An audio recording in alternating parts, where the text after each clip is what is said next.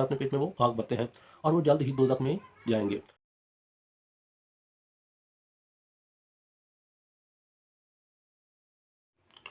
औज़ुबिल्लाहि मिनश्शैतानिर्रजीम बिस्मिल्लाहिर्रहमानिर्रहीम। अस्सलामु अलैकुम वरहमतुल्लाहि वबरकातुहू।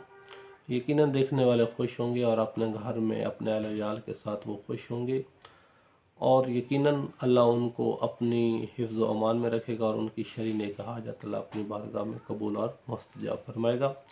आज का भी मौजू है ख्वाब में जब इंसान रात को सोता है तो फिर वो देखता है कि मैं आग खा रहा हूँ या आग को देखता है। तो जब ये इंसान देखता है तो इसकी क्या होगी, यानी ख्वाब की ताबीर। मासूम फरमाते हैं कि जब इंसान रात को सोता है और ख्वाब में आग खाता है तो फिर इसका मकसद ये है कि वो यतीमों का माल खा रहा है। और अल्लाह भी कुरान मजीद में ला रैब बेऐब किताब में इरशाद फरमा सूरह निसा में अल्लाह फरमाता है इन्नल्लज़ीना याकुलूना अमवालल यतामा ज़ुल्मा, कि जिन लोगों ने यतीमों का माल खाया और अपने पेट में आग भरते हैं वो आग भरते हैं और वो जल्द ही दोज़ख में जाएंगे।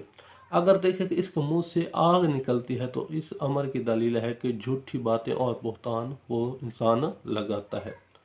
अगर वो देखे हर जगह आग जलती है तो दलील बड़े हुक्मरान लोगों में वो उसका कोई, यानी उसके किचन में उसको जॉब मिलने वाली है।